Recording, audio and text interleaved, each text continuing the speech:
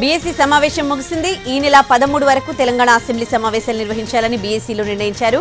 ఎల్లుండి తెలంగాణ అసెంబ్లీలో బడ్జెట్ ప్రవేశపెట్టనున్నారు. రేపు తెలంగాణ అసెంబ్లీలో గవర్నర్ ప్రసంగంపై చర్చ జరగనుంది.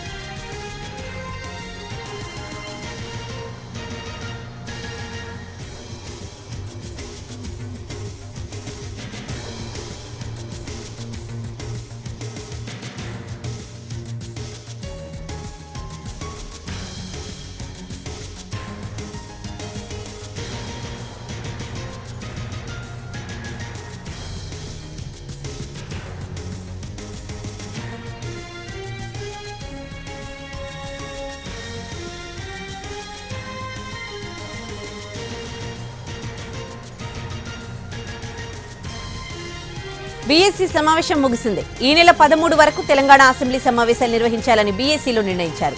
ఎల్లుండి తెలంగాణ అసెంబ్లీలో బడ్జెట్ ప్రవేశపెట్టనున్నారు. రేపు తెలంగాణ అసెంబ్లీలో గవర్నర్ ప్రసంగంపై చర్చ జరగనుంది.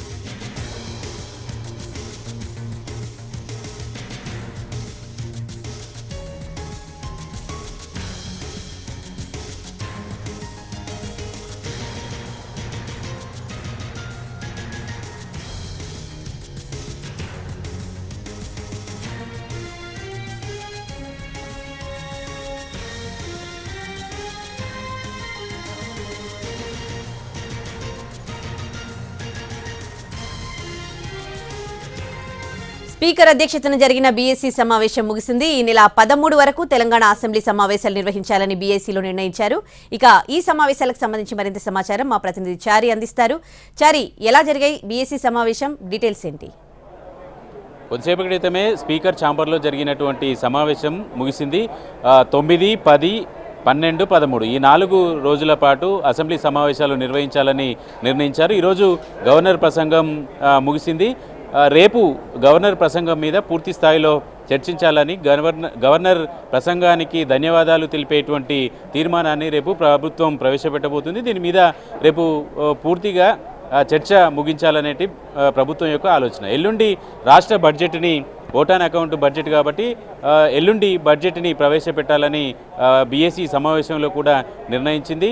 ఆర్థిక శాఖ మంత్రి, ప్రస్తుతం డిప్యూటీ సీఎంగా ఉన్నటువంటి బట్టి విక్రమార్క ఈసారి బడ్జెట్ని ప్రవేశపెట్టబోతున్నారు. మొత్తం 4 రోజుల పాటు జరిగేటువంటి ఈ సమావేశంలో బడ్జెట్ మీద పూర్తి స్థాయిలో చర్చతో పాటుగా ప్రభుత్వం ఇరిగేషన్ శాఖకు సంబంధించినటువంటి ఫెయిల్యూర్స్ కావచ్చు, గత ప్రభుత్వం చేసినటువంటి వాటన్నిటి మీద కూడా విజిలెన్స్ విచారణ కూడా కొనసాగుతున్నటువంటి నేపథ్యంలో వీటన్నిటిపై శ్వేతపత్రం విడుదల చేయాలనేటువంటి ఆలోచనతో ప్రభుత్వం ఉంది. దానికి అనుగుణంగా శ్వేతపత్రాన్ని కూడా ఈ సెషన్లోనే పెట్టాలనేటువంటి ఆలోచనతో ప్రభుత్వం ఉంది. దానికి అనుగుణంగానే షెడ్యూల్ని కూడా ఖరారు చేయబోతుంది. అయితే ఏ రోజు ఏ అంశాల మీద చర్చ చేయాలనే దానికి సంబంధించి స్పీకర్ ఒక ప్రకటన కూడా రేపు టేబుల్ చేయబోతున్నారు. ఇక బీఎస్సీ సమావేశానికి సంబంధించినటువంటి విషయంలో అధికార కాంగ్రెస్ పార్టీ, బీఆర్ఎస్ మధ్య కొంత ఘర్షణ, భిన్న అభిప్రాయాలు వ్యక్తమవుతున్నటువంటి పరిస్థితి అయితే ప్రస్తుతం మనం చూస్తున్నాం. బీఎస్సీ సమావేశానికి బీఆర్ఎస్ పార్టీ నుంచి కేసీఆర్ అలాగే కడియం శ్రీహరి ఇద్దరు బీఎస్సీలో సభ్యులుగా ఉంటారనే బీఆర్ఎస్ ఎల్పీ నుంచి లేఖ స్పీకర్ కార్యాలయానికి వెళ్ళింది. అయితే ఈరోజు కేసీఆర్ సమావేశానికి రాకపోవడం వల్ల హరీష్ రావు ఈ సమావేశానికి హాజరవ్వాలని వెళ్ళారు. అయితే దీనిపై ప్రభుత్వం అభ్యంతరం చెప్పింది అనేటువంటి అంశాన్ని హరీష్ రావు స్పష్టం చేశారు. అయితే దీనికి బీఆర్ఎస్ పార్టీ చేసినటువంటి ఆరోపణలకు సంబంధించి మంత్రి శ్రీధర్ బాబు రియాక్ట్ అయ్యారు.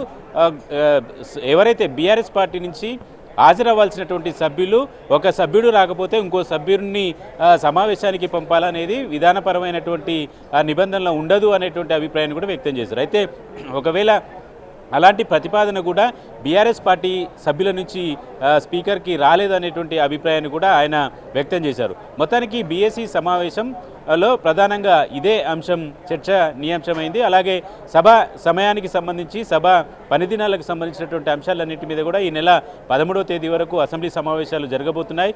ఓటాన్ అకౌంట్ బడ్జెట్ అలాగే ఈ బడ్జెట్ మీద ఒకరోజు చర్చ జరుగుతుంది.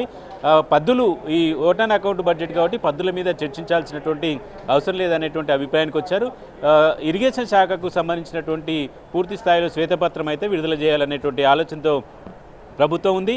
ఇరిగేషన్ శాఖ మంత్రి ఉత్తమ్ కుమార్ రెడ్డి కూడా ఈ సెషన్లో ఇరిగేషన్ శాఖకు సంబంధించినటువంటి శ్వేతపత్రాన్ని పెడతామనేటువంటి అంశాన్ని కూడా స్పష్టం చేశారు. బీఎస్సీ సమావేశంలో కూడా మిగిలిన పార్టీలకు సంబంధించినటువంటి సభ్యులు కూడా స్వల్పకాలిక చర్చకు సంబంధించినటువంటి అంశాలను ఫైనల్ చేయాలని సూచించారు. దానికి అనుగుణంగానే ఆ షార్ట్ డిస్కషన్లో శ్వేతపత్రం మీదనే చర్చించేటువంటి అవకాశం ఉంది. Right, thanks for the updates Chari.